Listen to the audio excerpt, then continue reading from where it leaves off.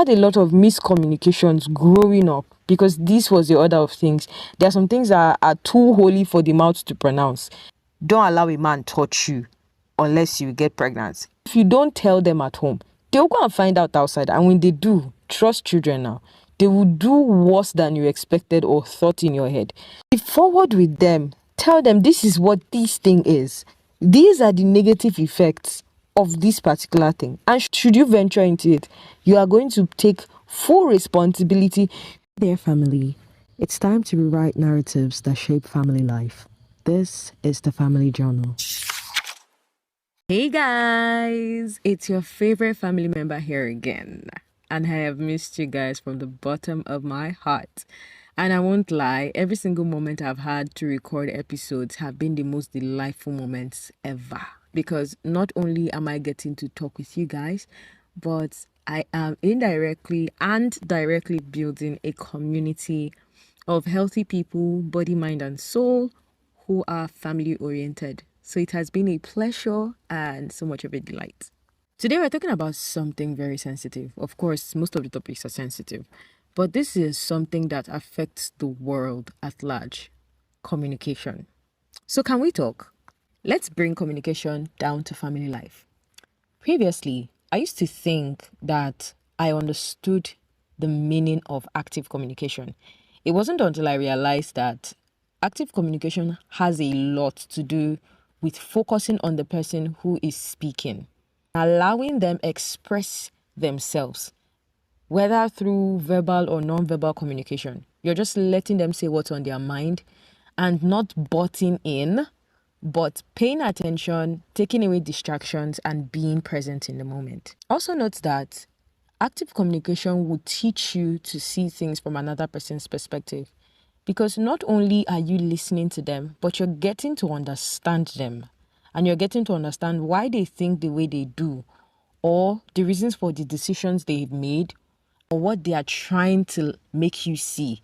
So you don't necessarily need to agree with the person, but it just makes you see things from this other person's perspective. Let me give us an instance. Let's say a child is trying to convince their parents into letting them go to a party or, do something out of the ordinary, something their age mates are doing. And before the child will even open their mouth to talk. Now, let me say this, there are some things that, of course, it's not up for discussion, but let's say a child is trying to make you see things from their perspective. If truly you are an active listener, you would allow your child, pitch whatever idea they have in their heads. And then you will make them understand that you get them, you get the angle they are coming from. But this particular thing, it's no. It's not up for conversation.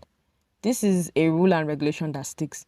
But the fact that you listened to that person, the fact that you allowed that person say what was on their mind, you have given them reason to believe that they've been heard. Because it's one thing for you to respond, okay? And it's another thing for you to truly understand what this person said. Because we like responding a lot as human beings because we have so many things on our heads. All of us have things to say, even myself, We are consuming so much information every day. And even the Bible says that knowledge shall cover the earth in the last days. Yes, we have a lot to say, but who is doing the listening? Because active listening is such an important skill that we have trivialized. But it's so important because it makes the next person feel heard. It makes that person feel understood. And I feel like this is something, aside from, talking, this is something we should learn. So like I said, it's not about responding, but it's about letting the other person feel heard and understood. And definitely, the questions you ask will let us know if truly you understood what the speaker said or not. And this is one more thing you shouldn't miss. So when you're listening to somebody, there might be things the person will say and you might just assume that this was what the person was trying to say. But I would like to advise that when you are not clear on something, ask questions. Your questions, like I said, will make us know if you were truly listening or not. Ask questions. Let the person be clear. so that you can fully understand them. Because you can't say you've understood me when you are assuming certain things that I have said. Definitely there may be things I might say that may not, hit the nail on the head. But if you ask me to clarify, and I do, you would get me so well. Let's talk about communication in family. Growing up, a lot of us could not say what needed to be said at home. People really wanted to ask their parents questions. People wanted to be truly close to their parents, but couldn't because our parents did not create that room. And truly, that was how they were brought up. So you will not even entirely blame them. But let me establish this. A home, a family, is a nurturing ground. So whether it is a skill, habit, character, value, whatever it is that you have picked up from your home, you picked it up because you were being nurtured in that space. So you must have picked up a few things that have formed who you are. And because the society is largely built by people from different families, different values, different cultures and beliefs, the way you communicate at home is definitely the way you will communicate in public. We've said things like people don't know how to ask for raises at their workplace. We don't know how to demand what we deserve. We talk about low self-esteem, imposter syndrome, and so on and so forth. But truthfully, some of these things can be traced back to childhood, can be traced back to family life. Because before you go out there, you will practice some of these things at home. Let me give you an example. Whenever we have things to buy in school, maybe the teacher gives you a paper and says, oh, you guys need these 3 books for this semester or this term. And the teacher starts to explain or tells you why you need that particular book. And because you have an understanding of why you need that thing, you go back home. When your dad comes back, it's usually the dads. You're pitching to your dad exactly what your teacher told you because, of course, you understand the importance of that thing. And so when you do this frequently, what have you learned? You've learned to pitch your ideas. You've learned to pitch something to your parents because we would always come in front of our parents standing straight with papers in our hands. We are talking about this. They ask you, how much is this? You're talking, how much is it? Like your dad is that strict member of the board and you're pitching your promotion to your dad and stuff like that. So most of the things that we are struggling to learn now, most of the things that we are, paying money to learn online were things that we were supposed to learn as children. Things like grit and resilience. I am not kidding you.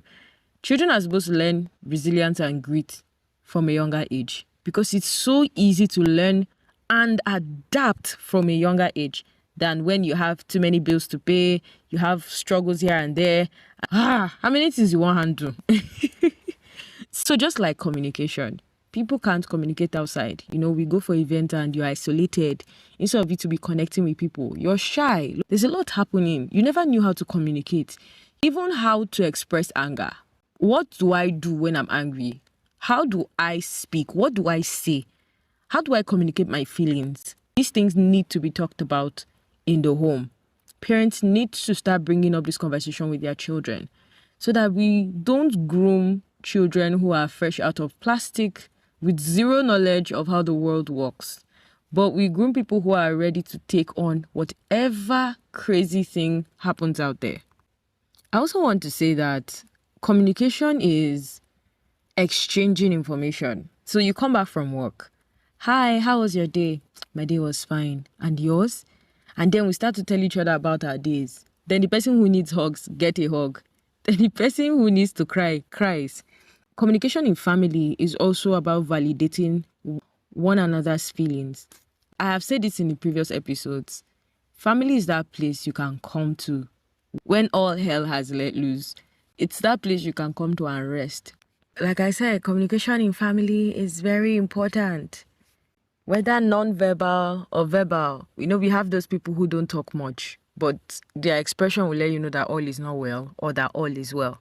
So let's look at communication from different angles. So how do you handle misunderstandings? How do you handle misunderstandings at home? Do you let it, get to the next day, day after, and the next?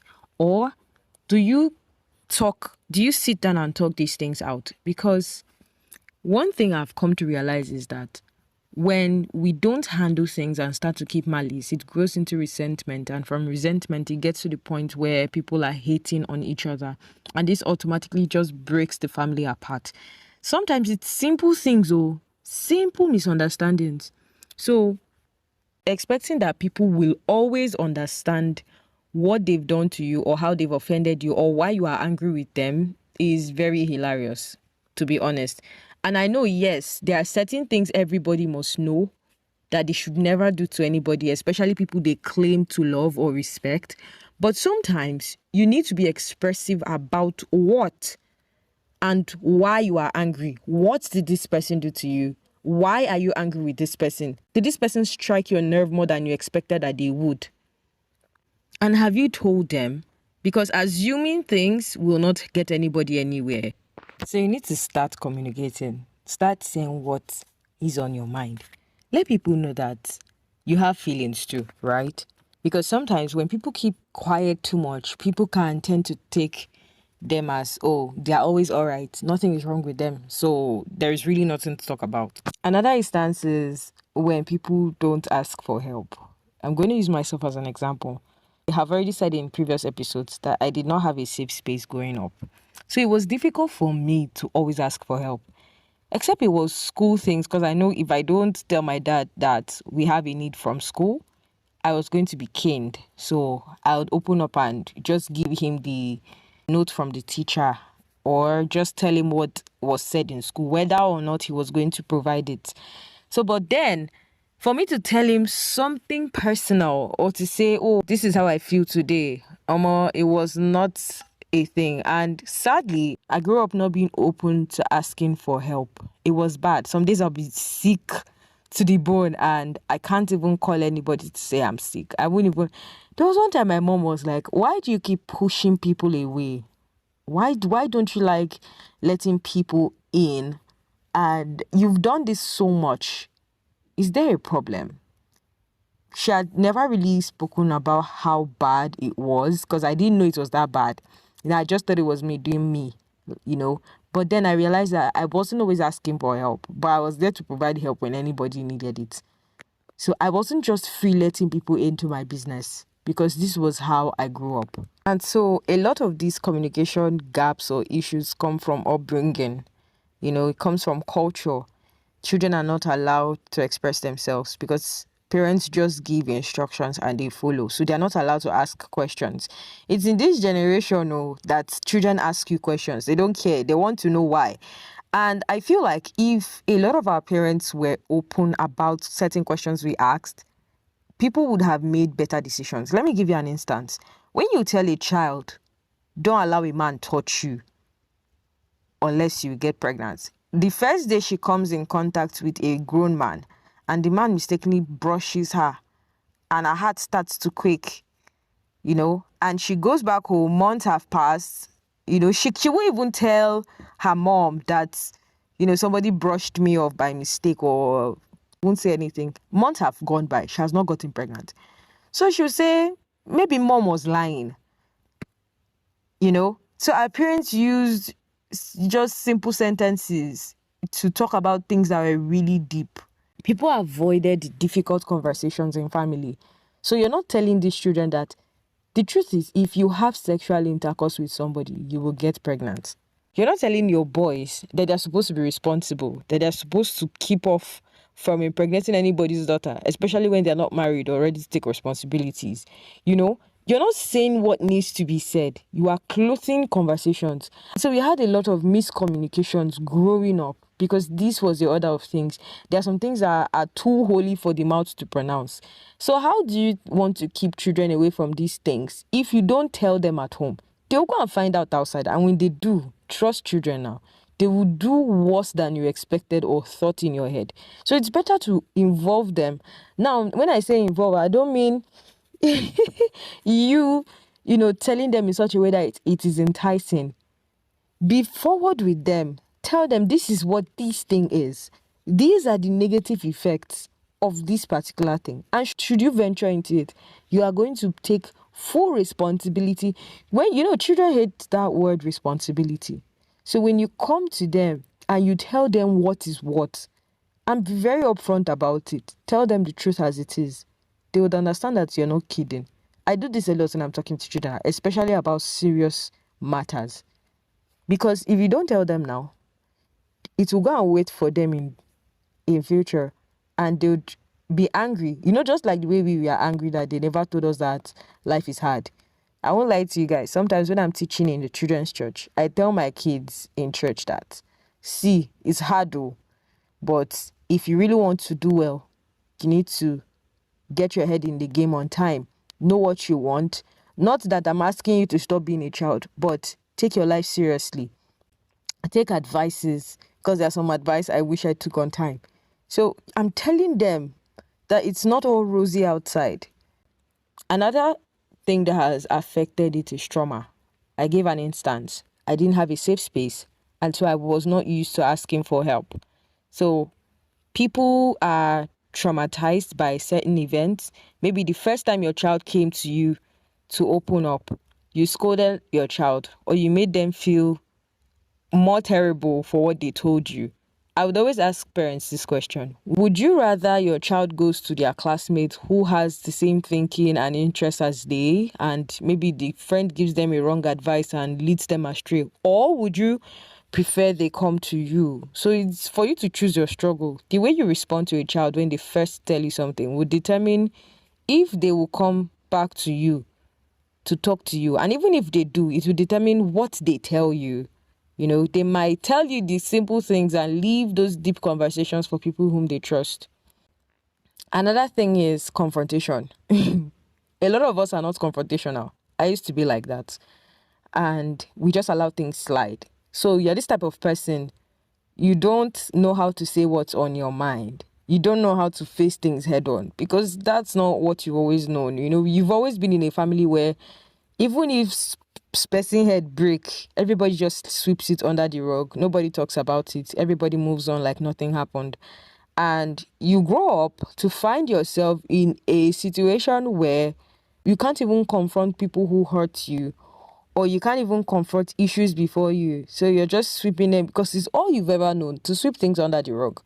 And it's crazy because not being able to confront things always has its consequences. People continue to do those things that hurt your feelings and leave you in that uncomfortable space. Another one is the respect culture. So it is true that we were groomed to be very obedient to our parents, right? And I support obedience in every way. We were, groomed to be obedient to elders and, just everyone. And so even when these people are wrong, you're still supposed to be obedient. I would always say that even if you're confronting an issue, the way you do it really matters. Because some of our young ones in my generation, we can be very aggressive. Maybe because somebody has done something too much and you've had enough of it. And so you might approach the situation in a very rude or aggressive manner.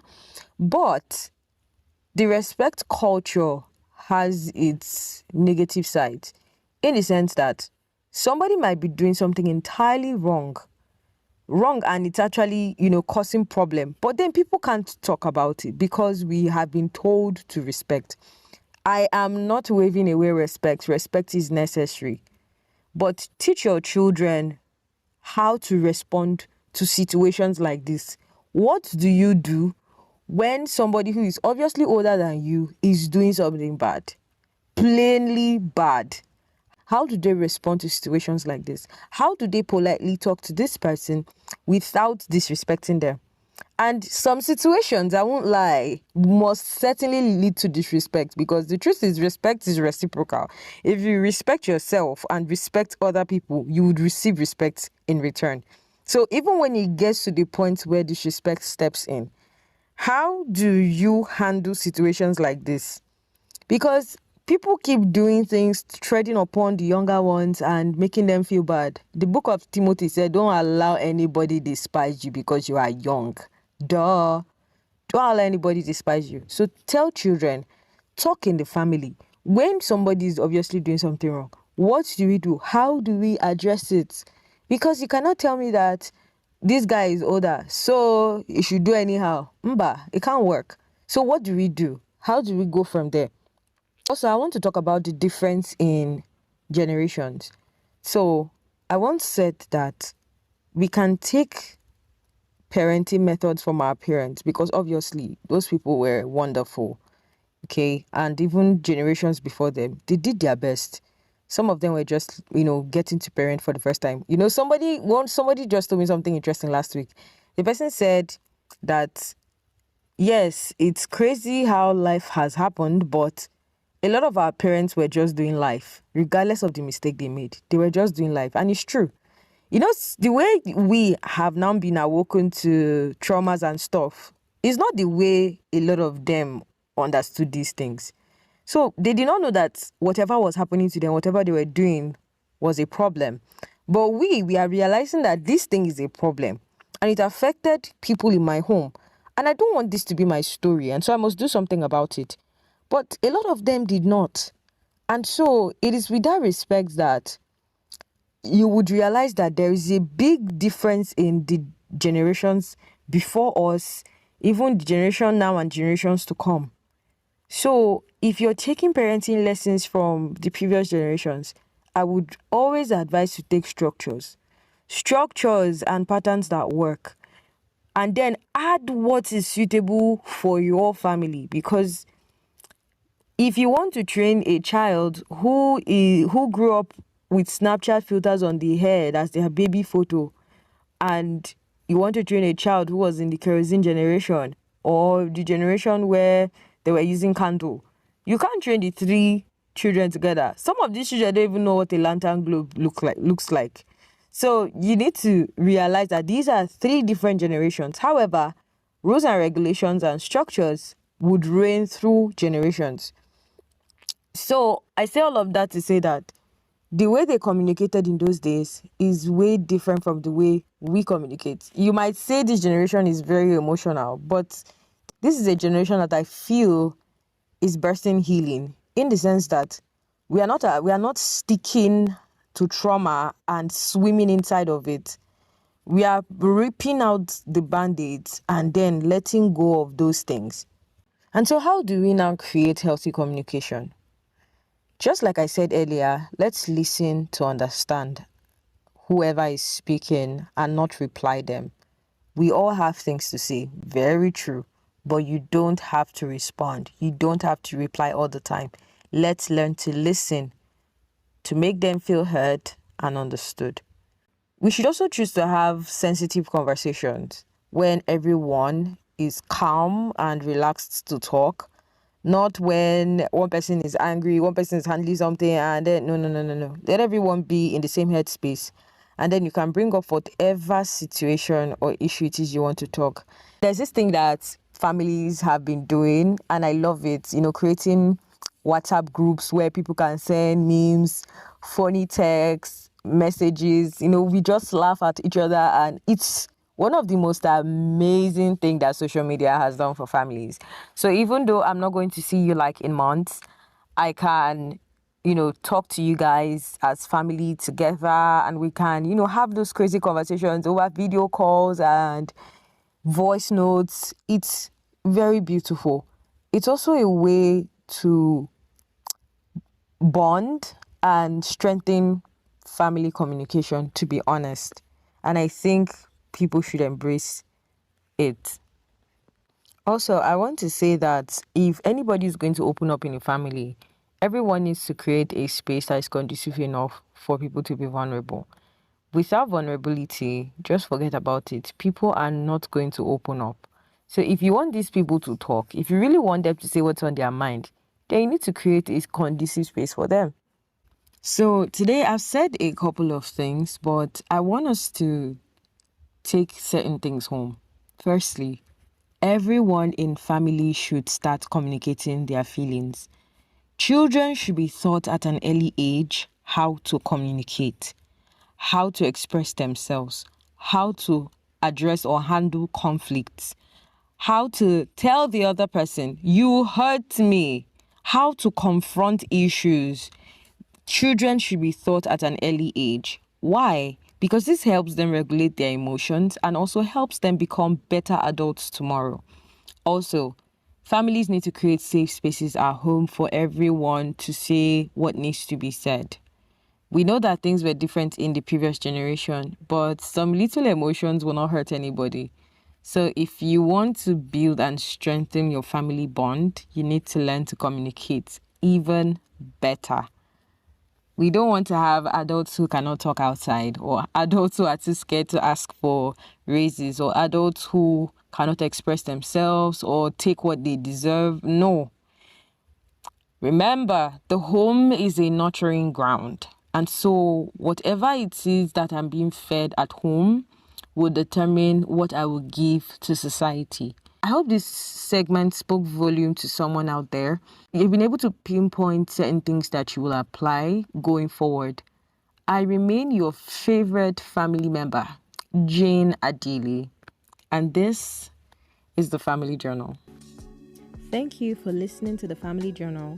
To share your story or your topics with us, reach out to us on familyjournalstories@gmail.com. If you want to keep it anonymous, you can reach out to us on Instagram at the Family Journal and get the anonymous link in our bio.